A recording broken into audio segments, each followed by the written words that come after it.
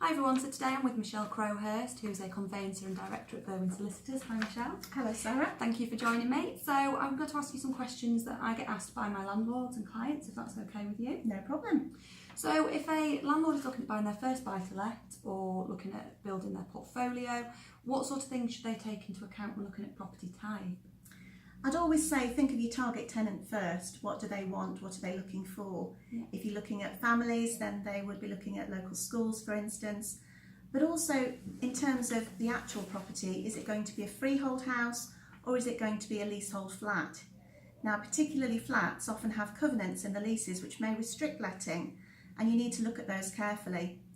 Even if the lease doesn't contain a covenant at this point in time, if the other tenants of the building get upset because you've got unruly tenants in your property, they could vote to restrict tenants in the building, and that obviously could impact your future letting.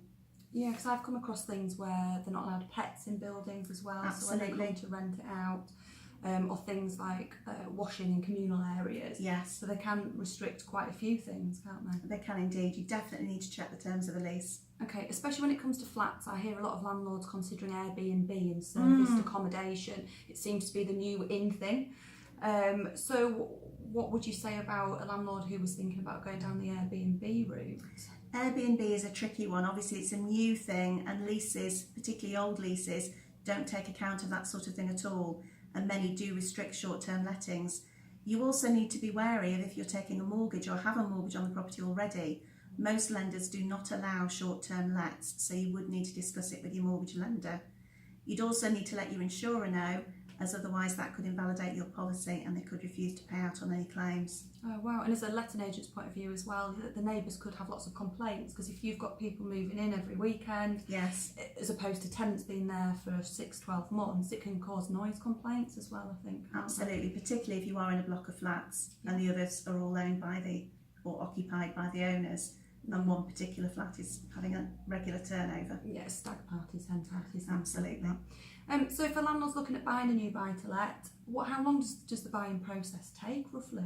What we'd normally say is you're usually looking at around 6 to 8 weeks to get to exchange of contracts, and then completion at any point after that to suit everybody in the chain. Things that we tend to be waiting for are mortgage offers and searches. Searches in Harrogate are taking 2 to 3 weeks at the moment. Right, okay, great. And so if a landlord is buying a property, it's the first one, they've got a few, how hands-on in your opinion do you think they should be? That's really down to them. And what I do say to landlords is, do you want a phone call at 2 a.m. from your tenant saying, my toilet's blocked, would you like to come and fix it? Or actually, would you rather employ a letting agent such as yourself? So that I can deal with it. Who will sort it all out for them. Yeah, I've had a few of those calls. What sort of price should the landlord be looking at paying on a property? Obviously that's down to them, you know, Okay. their budget. But as a buy-to-let investor, you're usually not dependent on a sale, which is a good negotiating point with the agent. Oh, that's a good So, one. you know, as an investor, you should be able to get the price down a bit. That's a good tip. Thank you so much, Michelle, for your help today. You're going to be coming along to my next property event, Absolutely. the property surgery, on the Looking forward to 13th of June. So if you want any more advice from Michelle, come along to that. It's free.